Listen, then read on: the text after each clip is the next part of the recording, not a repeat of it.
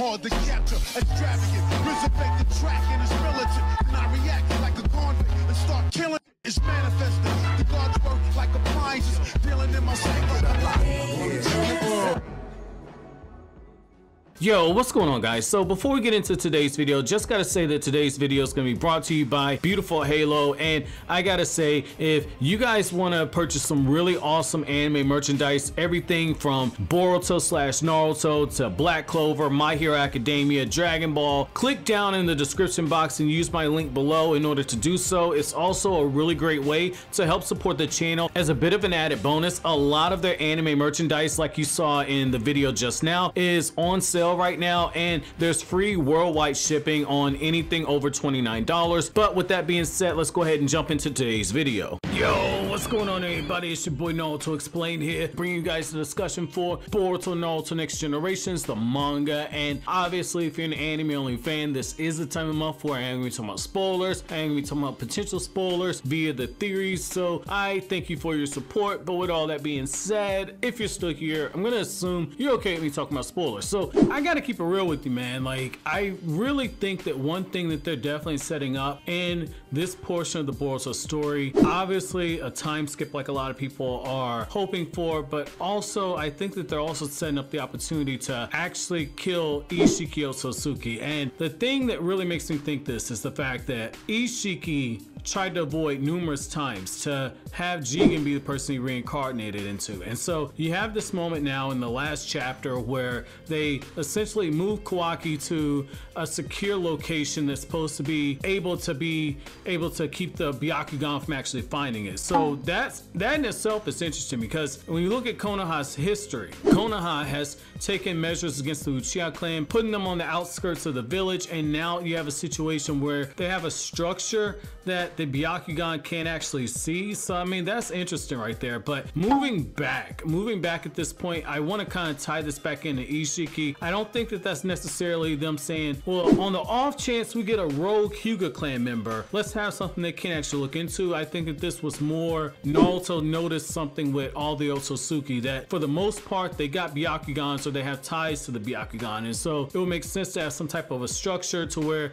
they can actually get into. Maybe if you do something where if the village gets attacked by the Otsutuski, you can move the citizens into that area. Very smart by Naruto's sense. But with that being said, going back to Isshiki, they've put Kawaki in a place where Isshiki cannot find him. That kind of adds into the whole thing of why they're saying, well, where's Kawaki? Where's Kawaki? Show me where he is. Nobody was able to tell him because that was on a need to know basis. So that in itself shows you that Naruto's plan worked in that sense. But now that Isshiki's in another dimension and he's had to fight Kashin Koji, aka the Jiraiya clone, was able to use this perfected Sage mode to really push this body, this weakened body, at less than 10% of its full power. He was able to push it to the point where he had to use some of his overpowered jutsu. He had to use a dojutsu in order to survive the fight. And now he's gonna be going up against a weakened Sasuke, because again, as a reminder, just teleporting into those dimensions takes a lot of chakra out of Sasuke. So you have a weakened Sasuke, you have a Naruto who is able to fight at full power potentially if Boruto can stay out the fight long enough, and then you have Boruto who potentially can draw on Momoshiki's power, but at the bare minimum he's able to use karma at will, as we saw when he used his karma seal to open up that portal. But when you start looking at all this stuff here and the fact that Amado stacked the deck in a mad genius way with this well thought out plan behind a plan, similar to what you see Sasuke Aizen do in Bleach, where everything goes just as planned, Naruto and Sasuke have an opportunity now to where if they can work together and if they can take advantage of the fact that Isshiki is essentially fatigued at this point, even though he's bodying Naruto when they're fighting in the village, at the same time you have to remember that's Naruto who can't go 100% all out because he has villagers nearby. I think that they're opening up the door for Isshiki to be killed, and I think that you can take it as far back as when Amado was given the backstory where you find out that Kaguya caught Isshiki off guard, left him near death, and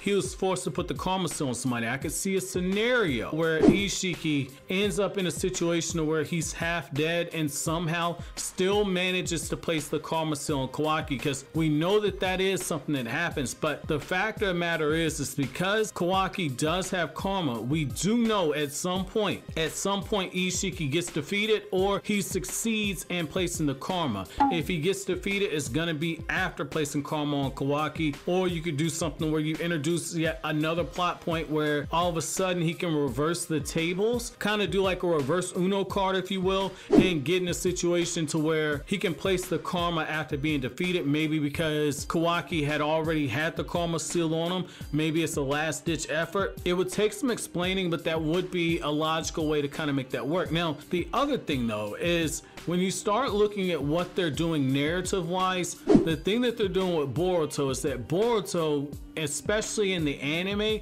but in the manga continuity as well, they're giving Boruto opportunities to where he's getting real battle experience, and in particular against people who are either Otsutuski or they're characters who have deep ties to Otsutsuki, like the Kara members who were working for Isshiki Otsutsuki. So I think that that could be something that could work, because well, you can't have a scenario where Boruto gets a double karma seal. That's not going to be something that actually works. So I think that you could open up the door for Boruto to be the one who actually finishes off Isshiki after Naruto and Sasuke do a bulk of the damage. I could definitely see a scenario where that works, and it would fit into what Naruto wants for Boruto, which is for him to get real battle experience, like I've stated before, as stated in the Sasuke Shinden novel. Now, the other thing is that when you start looking at how the Naruto series typically handles older characters that are in that mentor role, typically we don't actually see them in situations where they're able to use their full power until like a la the third Hokage, where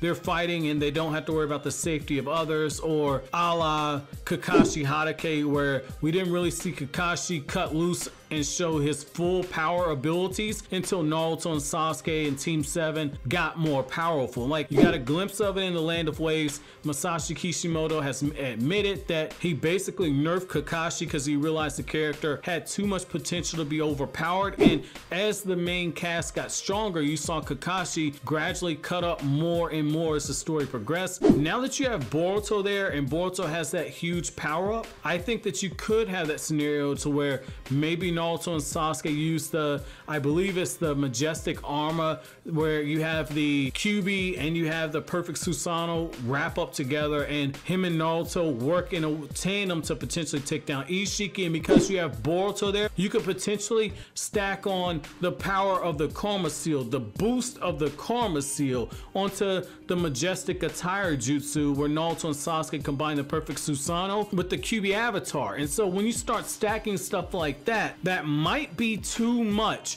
for Isshiki's body to handle, and you could have a scenario to where Isshiki's body absolutely crumbles and breaks down. For those who need a reminder, when we've seen that jutsu in action, this isn't the jutsu that you saw Amado use when he put that on top of the Kyuubi, but this is the jutsu you saw Naruto and Sasuke use when they were fighting against Momoshiki's Golem in the Boruto movie, as well as in the anime episode, if I'm not mistaken. Matter of fact, I know it was in the anime episode as well. So I definitely think that adding karma on top of that could be that key that is needed to actually take down Isshiki, because we know that the karma seal takes somebody like Boruto, who Naruto can finesse in his base form no problem, but the moment that Naruto sees Boruto with the karma seal and Boruto hits him with the karma seal, Naruto's actually got to brace himself to take those attacks. So that type of a multiplier on top of what you're getting with that combination jutsu that Naruto and Sasuke are using, I think that might be something that helps. I think that Boruto's going to play a key in actually killing Isshiki. However, I want to know from you guys,